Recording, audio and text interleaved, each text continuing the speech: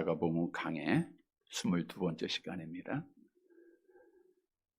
지난 주일은 우리 주님께서 제2차 갈릴리 사역 중 큰 무리에게 하나님의 나라에 대한 4가지 비유의 말씀 중 4번째 비유를 말씀드렸죠. 하나님의 나라는 뭐와 같다 그랬어요? 겨자씨 하나와 같다. 겨자씨 하나는 다른 씨앗과 비교해 볼 때 보잘것없고 잘 보이지도 않는 비천한 겁니다. 그런데 뿌려져 심겨져 자라 많은 새들이 와서 그 겨자씨 나무에 거처를 만든다라고 말씀을 드렸죠. 이 말씀이 주는 의미는 하나님의 나라는 예수님이라고 하는 겨자씨 한 알에서 시작이 된 거예요. 사람들이 예수님 이 땅에 계실 때 잘 인정하지 않았죠. 도리어 배우지 못하고 가진 것 없다고 멸시했죠. 그러나 그 겨자씨가 자라서 지금 하나님의 나라가 확장되듯 하나님의 나라는 예수 그리스도로부터 시작이 됐다는 겁니다. 또한 우리에게 주시는 교훈은 우리도 겨자씨 하늘처럼 참 비천하고 미련하고 없는 자들이었어요. 그런데 하나님께서 우리를 특별히 사랑하시사 천국 백성으로 삼아주신 거예요. 그래서 우리를 통해서 또한 하나님의 나라가 확장이 돼야 됩니다. 우리가 천국 복음의 씨앗을 열심히 잘 뿌려서 하나님의 나라를 확장해서 하나님 앞에 영광을 돌리는 생명력 있는 겨자씨 하나 같은 성도들이 되어서 우리 주 앞에 서는 날 칭찬받는 사랑하는 성도들이 되시기를 다시 한번 주님의 이름으로 간절히 바랍니다. 여러분, 이 땅에 사는 사람들 중에 가장 모든 사람들이 원하는 게 있어요. 평안입니다. 우리가 하루를 시작하면서 기도할 때 오늘 하루도 뭐 하게 해달라 그래요? 편안하게 해주세요. 매월 1일 첫 달을 시작하면서 하나님 이번 한 달도 편안하게 해주세요. 새해를 시작하면서 올 한 해도 아무 연고 없이 편안하게 해주세요 라고 우리가 기도를 드려요.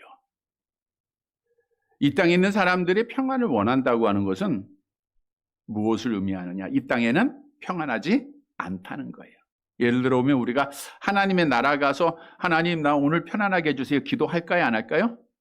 안 하죠. 왜? 하나님의 나라는 늘 편안하니까. 이 땅에는 평안하지가 않습니다. 불안하고 걱정하고 근심스럽고 고난이 있고 환난이 있고 계획되지 아니하는 병이 찾아오고 아픔이 있는 것이 이 땅의 삶이에요. 그런데 대부분의 사람들은 이 평안을 얻기 위해서는 세상 것을 찾고 있다는 거예요. 돈이 많으면 평안할 것 같아서 열심히 노력해서 많은 돈을 가져옵니다. 권세를 통해서 평안을 얻으려고 하고요. 좋은 집을 통해서 새로운 물건을 통해서 친구들을 통해서 평안함을 누리려고 해요. 그러나 이 세속된 것으로는 참된 평안함을 우리에게 줄까요? 못 줄까요? 네, 참 평안이 없어요. 솔로몬이 아버지 다윗의 뒤를 이어 이스라엘 나라의 왕이 됩니다. 하나님의 은혜 가운데 정말 나라가 번성하고 가장 부강한 나라를 이루게 돼요. 그때 하나님의 은혜를 잊어버리고 솔로몬이 이 땅의 것을 통해서 기쁨과 평안을 얻으려고 노력을 합니다. 전도서 2장 내용에 보니까 솔로몬이 자기를 위하여 아름다운 집을 지어요. 그 집 앞에 연못도 만들어 봅니다. 물고기를 키우고 큰 포도원을 져보기도 하고 많은 친구들과 매일매일 흥겹게 잔치를 배설하기도 하고 1000명의 첩접을 뒀어요. 평안했을까요?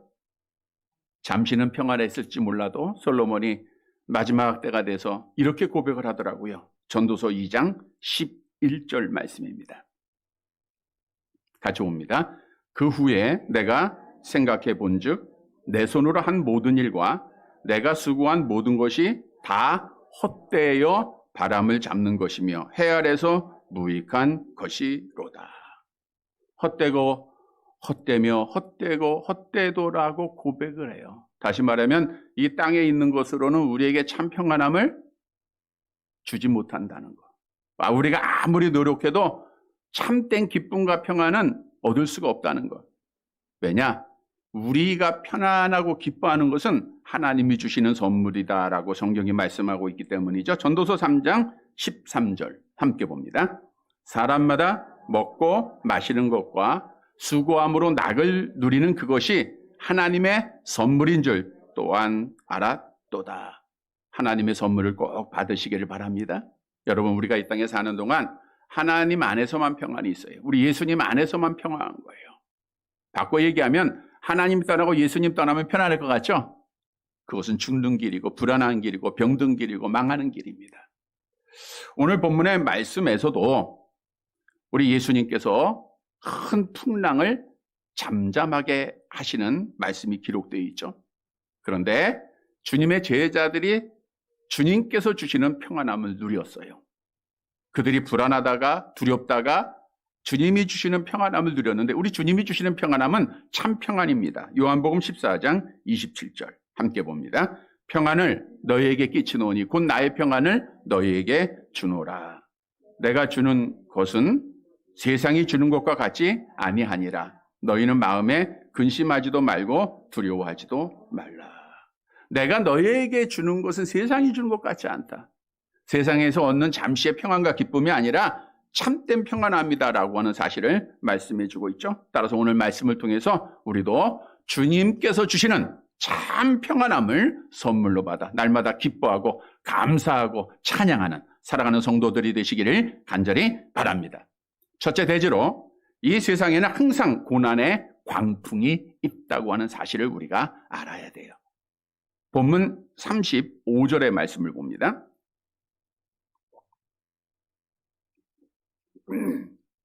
같이 봅니다. 그날 저물 때에 제자들에게 이르시되 우리가 저편으로 건너가자 하시니. 그날은 앞의 내용과 계속 이어지는 겁니다. 앞의 내용에서 예수님이 갈릴리 바다에서 뭐 했어요? 큰 무리에게 천국에 대한 4가지 비유의 말씀을 하셨죠. 그날입니다. 그날 해가 저물 때에, 해가 저물 때 우리 주님은 아침부터 하나님의 복음을 전하셨는데 언제까지? 해가 저물 때까지 하셨다라는 것을 우리가 알 수 있고요. 마가복음 4장 1절 말씀을 보시기 바랍니다. 마가복음 4장 1절 그날 어떻게 시작이 됐는가 같이 봅니다. 예수께서 다시 바닷가에서 가르치시니 큰 무리가 모여 들거늘 예수께서 바다에 떠 있는 배에 올라 앉으시고 온 무리는 바닷가 육지에 있더라. 수많은 사람들이 예수님에게 몰려들었기 때문에 가까이에서는 그 많은 사람들에게 말씀을 전할 수가 없어요. 그래서 바닷가에 큰 무리가 있고 예수님은 배를 띄워서 바다에 물론 이제 그 육지하고 가깝겠지만 어떻든 좀 멀리 떨어져서 배 안에서 천국 복음에 대한 말씀을 하셨다라고 하는 사실을 말씀을 드렸죠. 우리 주님은 이렇게 해가 질 때까지 복음의 말씀을 전합니다. 그리고 해가 질 때 제자들에게 이렇게 명령하죠. 오늘 보면 35절에 보니까 우리가 저편으로 건너가자.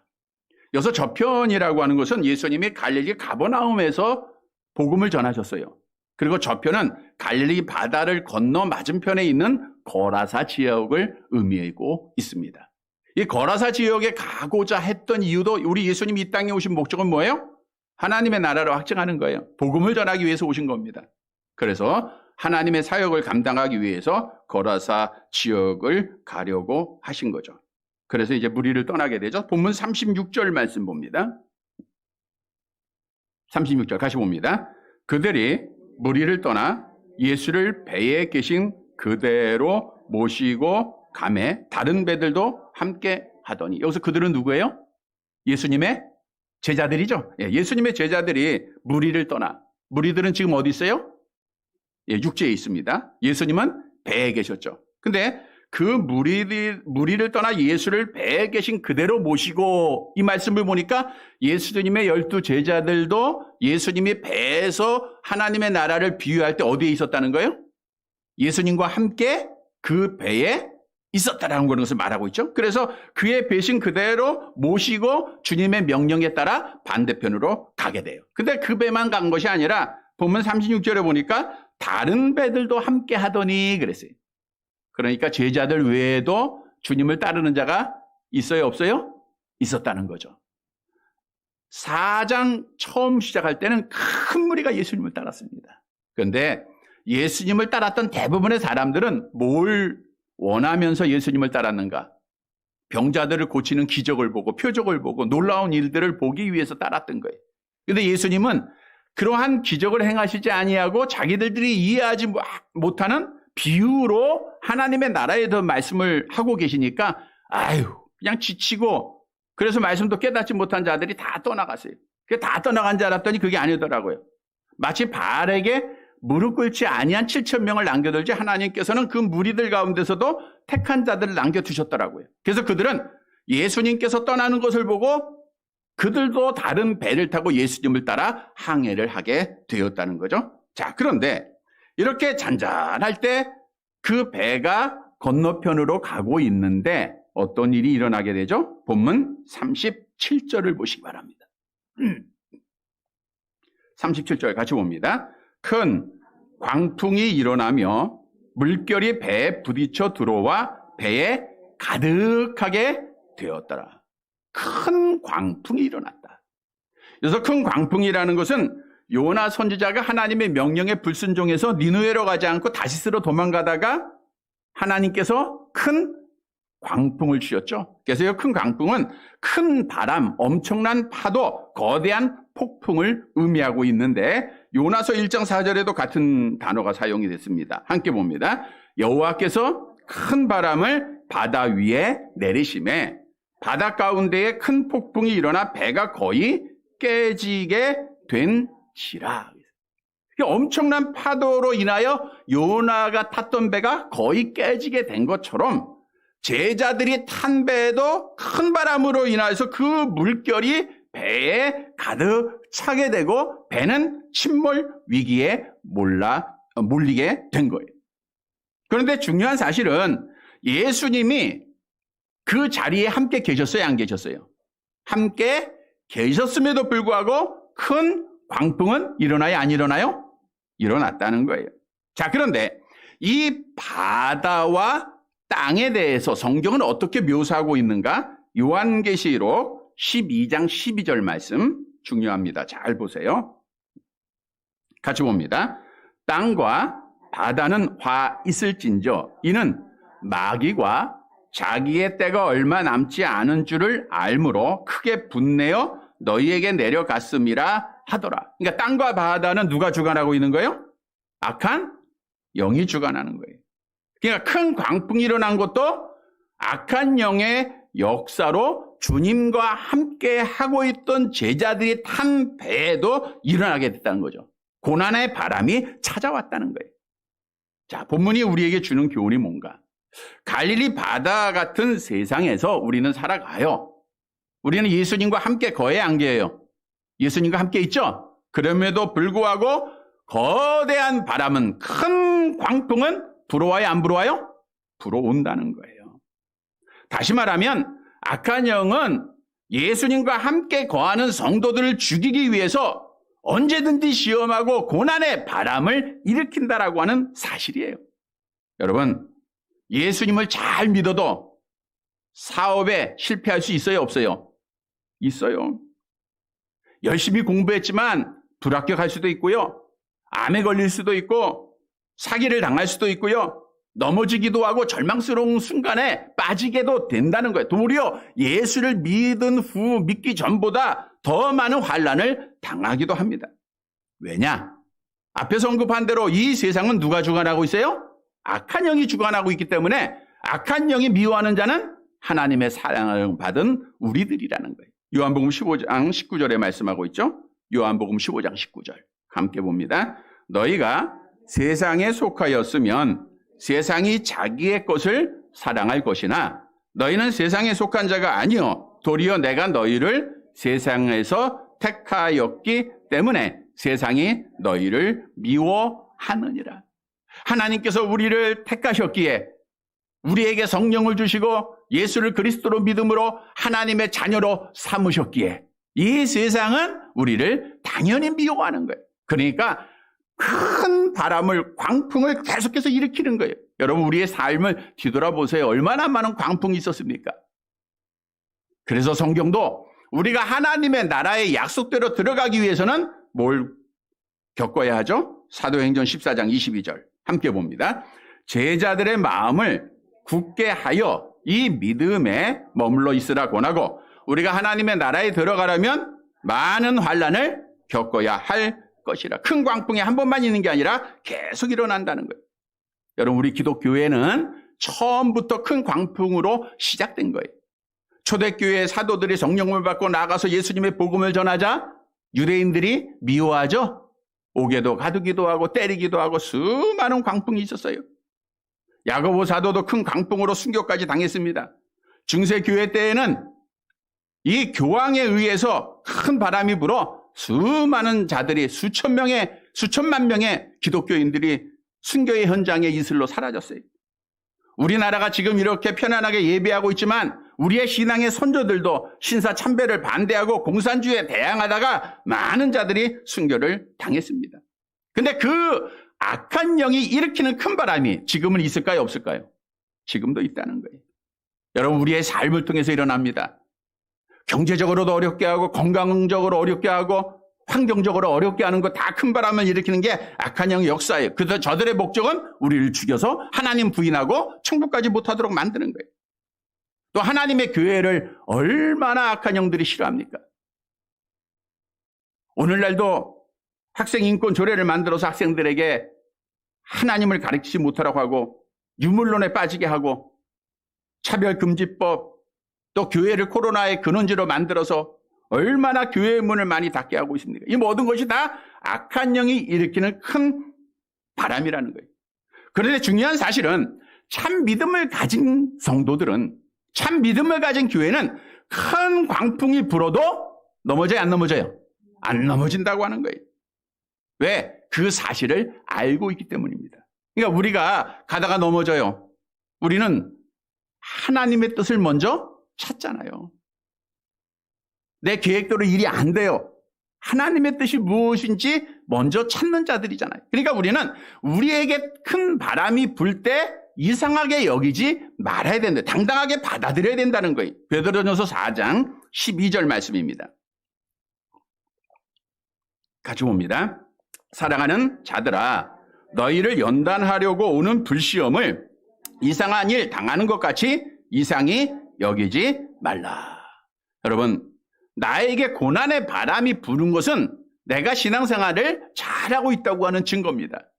악한 영의 공격의 대상이 됐다고 하는 것은 내가 예수님과 함께 거하고 있다고 하는 증거예요. 성도 여러분, 오늘 본문의 제자들이 예수님과 함께 있었지만 큰 광풍이 불었다라고 하는 사실은 오늘날 우리가 예수님을 믿는 성도, 하나님의 자녀된 자들에게 큰 광풍은 항상 있다는 거예요. 앞으로도 있고 언제까지 있어요? 죽을 때까지 있는 겁니다. 그러니까 우리가 큰 광풍을 당할 때, 시험을 당하고 아픔을 당할 때 이상히 여기면 돼야 안 돼요? 이상히 여기지 말고 당당하게 그 광풍과 맞서서 그 광풍을 받아들이는, 그래서 광풍을 이겨나가는 사랑하는 성도들이 되시기를 간절히 바랍니다. 그러면 두 번째로 그 광풍을 만나면 어떻게 이길 수 있는가? 주님을 깨워야 되고 기도해야 돼요. 본문 38절의 말씀입니다. 38절 같이 봅니다. 예수께서는 고물에서 베개를 베고 주무시더니 제자들이 깨우며 이르되 선생님이여 우리가 죽게 된 것을 돌보지 아니하시나이까 하니. 고물은 배의 끝자락입니다. 그러니까 앞부분이 아니고 반대편 지역이죠. 꼬리 부분입니다. 거기에서 예수님은 우리와 같은 육신을 가지신 분이에요. 그러니까 온종일 하나님의 복음을 전하셨기에 얼마나 피곤하셨겠습니까? 그래서 갈릴리 바다를 건너 거라사 지역으로 가는 중 배에 계실 때 주무시게 돼요. 근데 그때에 큰 광풍이 일어나 이제 배에 물이 가득 차게 된 거예요. 자, 여러분, 우리가 아는 대로 예수님의 제자들의 대부분의 직업이 뭐예요? 어부들이었죠. 자, 그러면 큰 광풍이 불 때 자기들의 힘으로 그 배를 잘 목적지에 도달하기 위해서 노력을 했을까요? 안 했을까요? 자기 나름대로 노력했겠죠.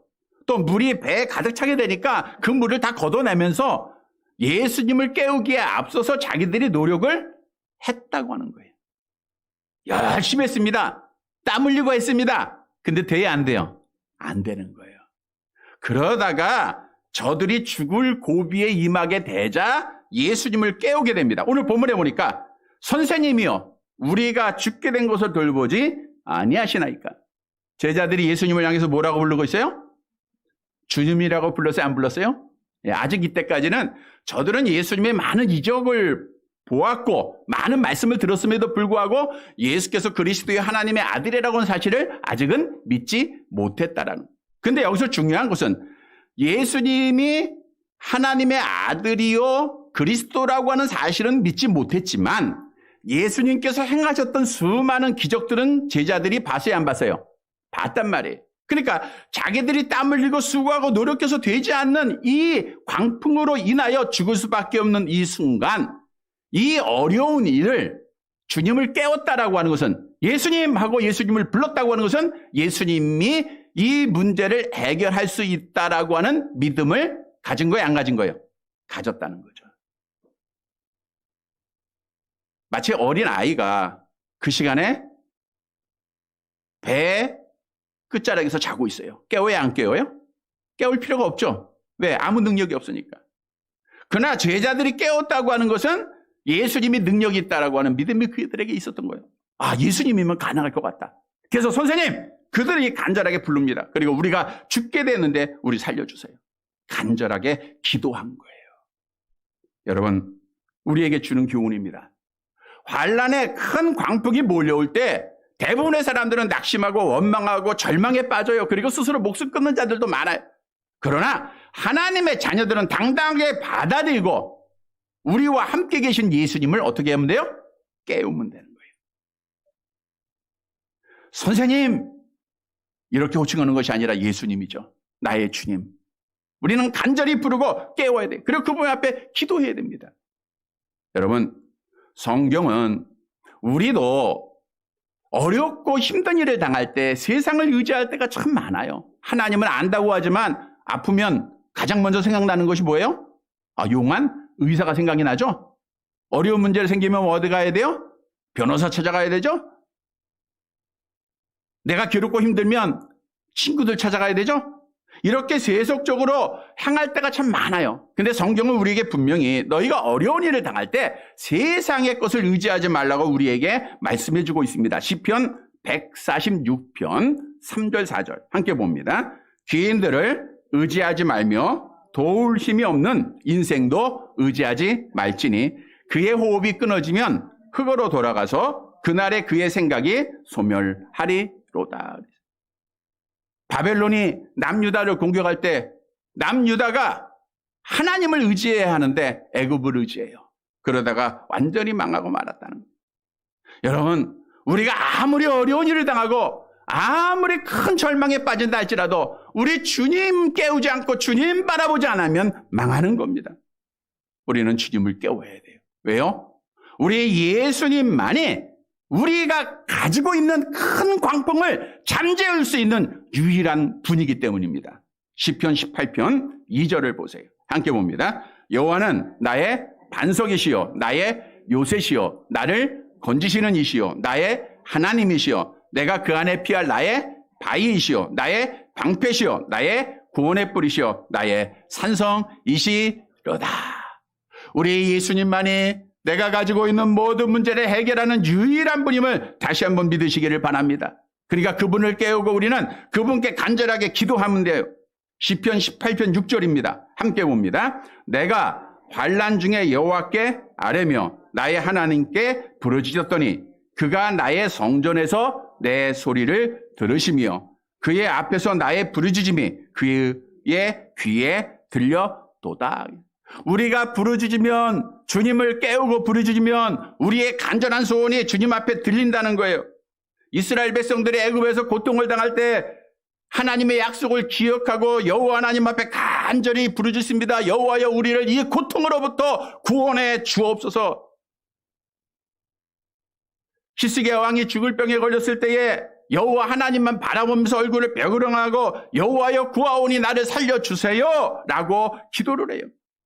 여러분, 성경도 우리는 고난당할 때, 큰 광풍이 일어날 때, 문제가 있을 때 뭐하라 그랬어요? 기도하라. 야고보서 5장 13절 함께 봅니다. 너희 중에 고난당하는 자가 있느냐? 그는 기도할 것이요. 고난당할 때, 시험당할 때, 걱정 근심하지 말고 하나님 앞에 기도하면 돼요. 기도는 여호와 하나님 앞에 맡기는 겁니다. 기도는 여호와 하나님을 나의 구원자로 신앙한 고백하는 겁니다. 기도는 여호와 하나님을 나의 도움자로 인정하는 겁니다. 나를 인도하는 자로 믿고 있는 겁니다. 소망을 그분께 두는 거예요. 시편 146편 5절 계속 봅니다. 야곱의 하나님을 자기의 도움으로 삼으며 여호와 자기 하나님에게 자기의 소망을 두는 자는 복이 있도다. 성도 여러분, 오늘 본문에 예수님의 제자들이 큰 광풍으로 인하여 배에 물이 가득하여 죽게 될 때 절망하지 않았어요. 자기들의 노력대로 해봤지만 안 돼요. 그러나 그는 주님을 깨웁니다. 선생님, 우리 살려주세요.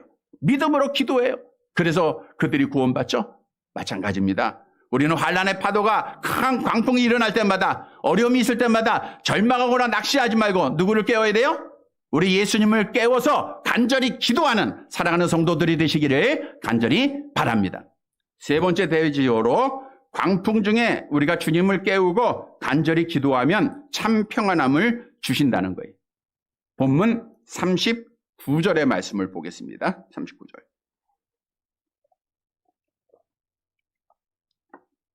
가져옵니다. 예수께서 깨어 바람을 꾸짖으시며 바다더러 이르시되 잠잠하라 고요하라 하시니 바람이 그치고 아주 잔잔하여 지더라. 예수님을 깨웠습니다. 그래서 예수님이 깨어나셨어요. 그리고 바람을 향하여 꾸짖으십니다. 여러분, 바람을 꾸짖었다고 하는 것은 바람보다 힘이 있다는 거예요, 없다는 거예요? 힘이 있다는 거죠. 어린애가 어른을 꾸짖어요? 어른이 꾸짖는 거죠. 학생이 선생을 꾸짖어요? 선생이 학생을 꾸짖는 거예요. 그게 꾸짖었다는 것은 우리 예수님이 하나님의 아들로서, 하나님으로서 신적 권능 능력을 가지고 계셨다고 하는 것을 증거하는 거예요. 그래서 예수님의 사역을 보면 귀신들도 꾸짖고 병들을 꾸짖고 오늘 본문에 바람을 꾸짖는 거예요. 바람을 꾸짖으신 후에 주님께서 명령을 하십니다. 여러분, 이 명령은 오늘 우리에게 주신 명령이에요. 뭐라고 했어요? 잠잠하라, 고요하라. 한번 따라 합시다. 잠잠하라, 고요하라. 네. 주님의 말씀은 능력의 말씀입니다. 이 말씀으로 우주 천지 만물을 창조하신 분이십니다. 요한복음 1장 1절 말씀 보세요. 암송해 봅니다. 태초에 말씀이 계시니라. 이 말씀이 하나님과 함께 계셨으니 이 말씀은 곧 하나님이십니다. 우리 예수님의 그 말씀은 하나님의 명령이요 하나님의 권세로 일으키는 하나님의 능력의 말씀이에요. 잠잠하라, 고요하라. 주님이 말씀하니까 그 바람이, 바다가 어떻게 됐을까요? 오늘 본문에 보니까 바람이 그치고 아주 잔잔하여 지더라. 이 복을 받으시기를 바랍니다. 나훔 1장 4절을 보세요. 나훔 1장 4절 같이 봅니다. 그는 바다를 꾸짖어 그것을 말리시며 모든 강을 말리시나니 바산과 갈멜이 쇠하며 레바논의 꽃이 시드는도다. 우리 주님은 우주 천지 만물의 창조자여 권세가 있기에 모든 것의 문제 해결자라는 것은 모든 것을 꾸짖을 수 있는 분이라는 거예요. 다시 말하면 해결하신다는 겁니다. 여러분, 예수님께서 바람을 잔잔하게 하셨어요. 그리고 제자들을 책망하시죠? 본문 40절 말씀 함께 봅니다. 이에 제자들에게 이르시되 어찌하여 이렇게 무서워하느냐? 너희가 어찌 믿음이 없느냐 하시니. 너희가 어찌하여 믿음이 없느냐? 그러니까 제자들이 두려워하고 떨고 절망했던 것은 뭐가 없기 때문에요? 믿음이 없기 때문에. 우리도 때때로 두려워할 때가 있어요, 없어요? 있죠? 뭐가 없어서?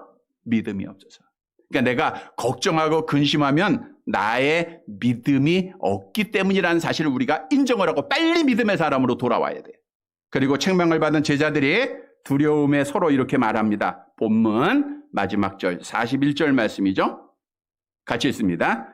그들이 심히 두려워하며 서로 말하되 그가 누구이기에 바람과 바다도 순종하는가 하였더라. 예수님께서 행하시는 기적적인 일을 보고 그들이 스스로 질문합니다. 뭐라고 질문해요? 그가 누구신가? 여러분, 이거 아주 중요한 질문이에요. 그가 누구신가? 저분이 누군가? 그분이 누구신가?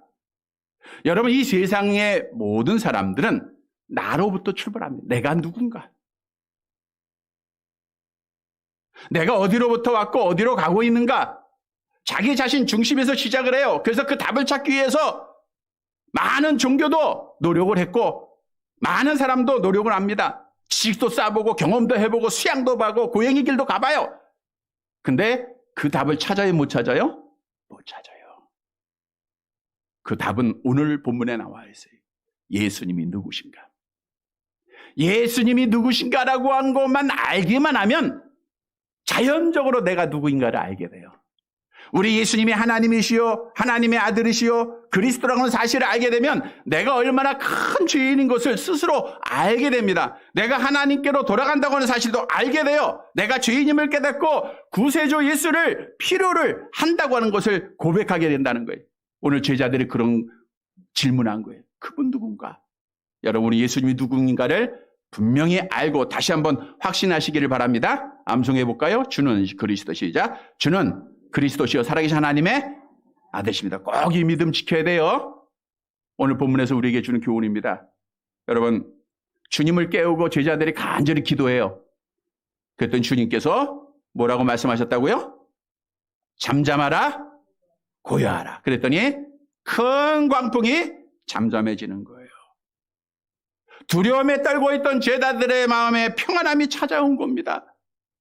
여러분, 이 땅에 오실 메시아는 평화의 왕으로 이 땅에 오실 것을 이사야 선지자가 예언을 했습니다. 이사야서 9장 6절 함께 봅니다. 이는 한 아기가 우리에게 낳고 한 아들을 우리에게 주신 바 되었는데 그의 어깨에는 정사를 메었고 그의 이름은 기묘자라 모사라 전능하신 하나님이라 영존하신 아버지라 평강의 왕이랄 거예요. 평화의 왕으로 이 땅에 오신 예수님은 죄로 인하여 불안에 떨고 있는 택한 자들의 죄를 친히 담당하시고 십자가의 죽으심으로 하나님과 화목을 이루게 하시고 죄로부터 평안함을 우리에게 주셨다는 거예요. 예수님의 제자들이 두려워서 떨고 있을 때에 부활하신 후 제자들이 두려워 떨었죠. 그때 주님이 찾아와서 뭐라고 말씀하세요? 너희에게 뭐가 있을지어다? 평강이 있을지어다. 오늘 잠잠하라 고요하라 명령이에요. 그때 두려움이 물러가고 평안함이 찾아옵니다. 여러분, 악한 영은 큰 바람을 일으켜서 안팎으로 우리를 죽이려고 하지만 우리 주님은 그 바람을 지배하는 능력을 주시고 우리에게 평안을 주시는 분이심을 다시 한번 우리는 신앙해야 돼요. 성경이 그렇게 말씀합니다. 이사야서 26장 3절 말씀입니다. 함께 봅니다. 주께서 심지가 견고한 자를 평강하고 평강하도록 지키시니 이는 그가 주를 신뢰함이니이다. 시편 4편 8절 계속 봅니다.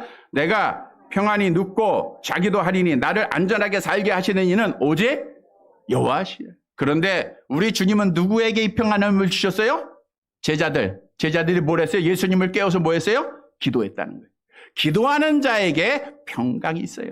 우리가 잘 아는 말씀이죠. 빌립보서 4장 6절 7절 함께 봅니다. 아무것도 염려하지 말고 다만 모든 일에 기도와 간구로 너희 구할 것을 감사함으로 하나님께 아뢰라. 그리하면 모든 지각에 뛰어난 하나님의 평강이 그리스도 예수 안에서 너희 마음과 생각을 지키시리라. 이게 말씀이에요. 우리가 말씀을 신앙하는 것은 하나님을 신앙하는 겁니다. 그런데 염려하고 걱정하고 두려움이 있어요. 이거는 마귀가 주는 겁니다. 여러분들이 하나님을 신앙하고 우리 예수님을 믿고 하나님 앞에 기도하면 오늘 본문에서 말씀하죠. 하나님께서 잠잠하라 고요하라 이렇게 명령하세요. 그러면 우리는 참 평안함을 누리게 됩니다. 건강에 대한 염려 기도하세요. 자녀에 대한 것, 물질에 대한 것, 앞길에 대한 것 하나님 앞에 기도하는 것밖에 없어요. 저도 교회를 이곳으로 옮기고 하나님 앞에 참으로 해결할 수 없는 일들이 많이 일어나요. 근데 하나님이 때마다 적절하게 채워주시고 인도해 주십니다. 하나님의 기적적인 은혜들이 많아요. 제가 이번에 병원에 갈 때도 뭐 준비하고 간 것은 없어요. 근데 수술비가 꽤 나왔겠죠. 한 1,000만 원 정도. 근데 어떻든 하나님이 손길을 통해서 부족함이 없도록 맞게 채워주시더라고요. 우리 권사님들을 통해서 성도들을 통해서 목사님들을 통해서 맞게 해주세요. 제가 2월에 이 간증을 꼭 드리고 싶은 것은 2월이 어렵죠. 저도 좀 비어 있는 시간도 많았고 교회도 참 어렵죠. 근데 야, 이거 어떻게 해야 되나? 어떻게 임대료 내지? 걱정이 와요. 그래서 기도를 하는 거예요. 하나님, 하나님의 교회인데 하나님이 함께 하시는데 하나님이 이 걱정을 하나님께서 해결해 주셔야죠. 그랬더니 이건 실제 있는 일이니까요. 정말 알지도 못하는 분이에요. 수년 전에 그 딸의 문제로 인해서 조금 도움을 줬던 분입니다. 근데 뭐 캄캄하게 잊고 있었던 분이 전화가 와요. 뭐 생각지도 않은 전화. 목사님, 계좌번호 하나 주세요. 이렇게 보냈더니 딱 부족한 부분 정확하게 임대료 낼 수 있는 것을 보내주시더라고요. 200만 원을 보내줬어요. 참 이런 일들을 보면서 야, 하나님은 정말 살아계시다. 하나님은 정말 우리의 문제를 해결해 주시는 분이다. 라고 하는 사실을 다시 한번 깨닫게 되더라고요. 성도 여러분, 오늘 본문의 제자들 큰 광풍 중에 죽을 수밖에 없는 상황이었지만 하나님 앞에 기도하니까 두려움 물리치고 참 평안을 주세요. 여러분, 걱정 근심하지 말고 하나님 앞에 기도해서 참 평안을 선물로 받는 사랑하는 성도들이 되시기를 간절히 바랍니다. 말씀 정리해 드립니다. 여러분, 악한 영은 우리를 넘어지게 하기 위해서 두려움을 주지만 우리 주님은 우리에게 평안을 주십니다. 오늘 코로나로 인해서 큰 풍랑으로 인해서 경제적인 문제 때문에 우리가 두려워할 때 우리 주님이 명령합니다. 잠잠하라, 고요하라. 그랬더니 그 명령으로 바다는 잔잔해졌어요. 성도 여러분, 오늘 본문이 우리에게 주는 교훈입니다. 먼저 우리는 이 세상 사는 동안 큰 광풍이 일어나야 안 일어나요? 일어난다는 것을 인정해야 돼요. 받아들여야 돼요. 이상하게 여기지 말아야 돼요. 내가 예수를 잘 믿는데 왜 이렇게 나에게 아픔을 주는가? 왜 일이 안 되게 하는가? 왜 실패하게 하는가? 이거 하면 안 돼요. 당당하게 받아들여요. 그럼 우리가 해야 할 일은 누구를 깨워요? 왜? 두 번째로 주님을 깨워서 기도하면 됩니다. 그러면 주님은 세 번째로 기도하는 자에게 뭘 주세요? 참 평안함을 준다고 하는 거예요. 사랑하는 성도 여러분, 오늘 주신 말씀을 꼭 기억해서 아무리 큰 바람이 우리에게 불어온다 할지라도 낙심하거나 절망하지 마세요. 우리는 이 문제를 해결할 예수를 주님으로 모신 성도들이에요. 깨어서 주님 부르고 기도해서 우리 주님께서 주시는 참된 평안을 소유하는 사랑하는 성도들이 되시기를 주님의 이름으로 간절히 바랍니다. 하나님 아버지, 지금까지도 평안한 길로 인도하신 여호와 하나님을 찬양합니다. 악한 영의 역사로 큰 바람이 계속해서 불어옵니다. 그러나 이 시간 우리 주님께서 사랑하는 자들을 향하여 약속하시고 또 우리를 넘어뜨려가는 악한 영을 향하여 명하십니다. 잠잠하라, 고요하라. 이 시간도 예수 그리스도의 이름으로 명하는 이 말씀이 우리의 삶에, 우리의 마음에 임하게 하옵소서. 모든 걱정, 근심, 두려움 다 떠나가게 하시고 주님이 주시는 참된 평안과 기쁨이 넘치는 사랑하는 성도들 되게 하옵소서. 예수님의 이름으로 기도드리옵나이다. 아멘.